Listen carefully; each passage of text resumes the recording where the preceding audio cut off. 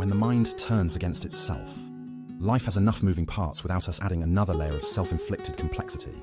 Yet we often carry around a quiet, draining habit, looking back at a decision we once made with confidence, and then poking at it until all of that confidence leaks out. At the moment of choosing, we can feel an almost physical click of certainty, like a door locking into place. But with the passing of weeks or months, that door loosens. We start rattling the handle, wondering if maybe we shut it too soon, or for the wrong reasons. Doubt slides in like a draft under the frame, chilling everything it touches. And once it's in, it grows. We replay the choice late at night, staring at the ceiling. We try to remember the exact reasons, but they no longer feel as sharp. Instead, softer, more sentimental thoughts crowd in. A part of us whispers, maybe you were too harsh. Maybe it wasn't that bad. When the breakup starts to blur, take the breakup.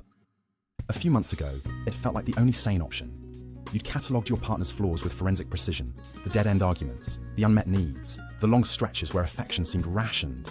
You knew staying would mean building your life on unstable ground.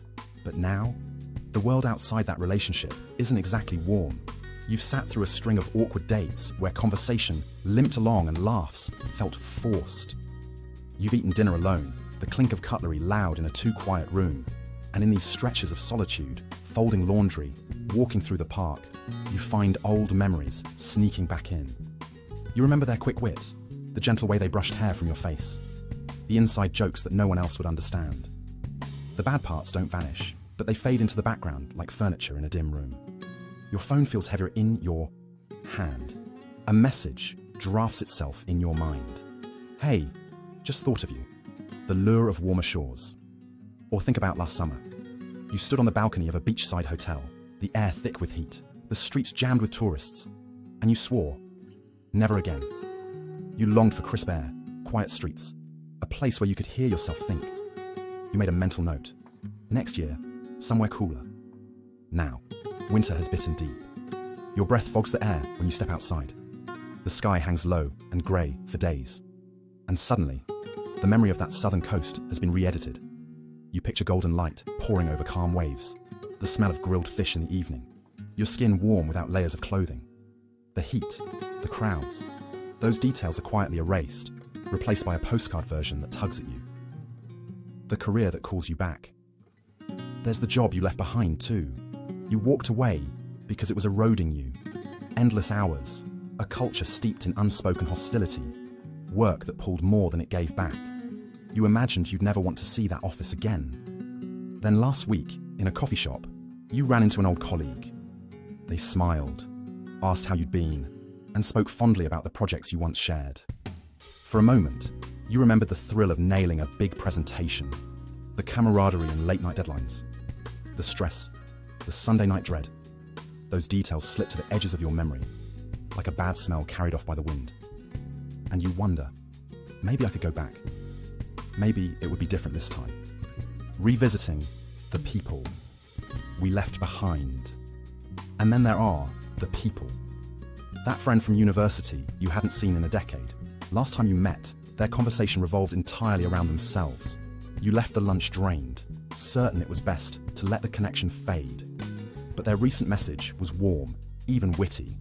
They suggested lunch near the station next week. You agreed. Part of you knows you might rediscover the same frustrations within minutes, but another part is curious, even hopeful. The problem with distance. What ties all these stories together is the simple, stubborn truth. The further we get from the moment we made a decision, the more the emotional weather changes. The certainty that felt so solid in the moment starts to dissolve in the fog of passing time. Our minds have a talent for altering the past, not out of malice, but because of a built-in survival mechanism. Time smooths the sharp edges of pain. It helps us move on from grief, financial loss, humiliation. But that same smoothing process also erases the urgency of the reasons we once had for walking away. The result? We start to weigh our past choices, with the scales tipped by our present moods. And moods are notoriously unreliable guides. The mind's gentle sabotage. We like to think of our memories as honest archives, faithful records we can consult at will. But in truth, they are more like stories constantly being edited by an unseen hand. That hand is skilled at removing the harshest scenes, softening the sharpest words, cropping out the tears in favor of a smile. The breakup that once felt like freedom begins to glow with a selective light. You recall the nights of shared laughter, the way they looked at you across a crowded room. You forget the restless hours spent wondering if they still cared, the arguments that left you feeling small. The stifling resort becomes a place of sun-kissed afternoons, instead of long queues and overpriced meals. The draining job is reframed as fast-paced and full of growth, rather than suffocating and thankless. The self-absorbed friend, now remembered as quirky, maybe just going through a phase. This isn't new wisdom. It's our brain's way of protecting us from the full force of unpleasant memories. The same faculty that lets us recover from loss also tempts us to walk back into situations we once fought hard to escape. The hidden forces. Behind doubt, most of the time, second-guessing isn't born from new insight. It's born from discomfort, loneliness, boredom, lack of stimulation, fear of the unknown. These feelings are powerful editors. They rewrite our history not to reflect truth, but to relieve present pain. Loneliness can turn a neglectful ex into a misunderstood soulmate. A grey winter can turn a suffocating holiday into a paradise worth revisiting. The frustration of a new, uncertain job can make an old toxic role seem stable and familiar. Our emotional state doesn't just hint the past. It actively recasts it. And in doing so, it can lure us back into choices we once knew were wrong. When the present feels harder than the past, the urge to undo a decision is strongest when the present feels unbearable. After 7 solitary weekends, even the most mismatched relationship can look like refuge. A career gap filled with uncertainty can make you long for the predictability of the office you once dreaded. It's the same psychological mirage that makes travelers romanticize home while abroad, and romanticize abroad once they're home. We crave relief, and our minds will happily repackage old discomforts as potential solutions. But it's worth asking, if the past truly held the comfort you now imagine, why did you leave it behind? The middle stage. No one warns you about. Between leaving what hurt and finding what heals, there's an awkward, restless middle stage. You've shut the old door, but the new one hasn't opened yet. This is where doubt thrives, when you're neither where you were nor where you want to be. In this space, our brain whispers the most dangerous half-truth. Going back will be easier. And sometimes in the short term, it might be, but ease isn't the same as growth. What's easy often just means what's familiar, and familiar is how the old pain first took root. Holding the line. When you feel the pull to reverse course, pause and interrogate it.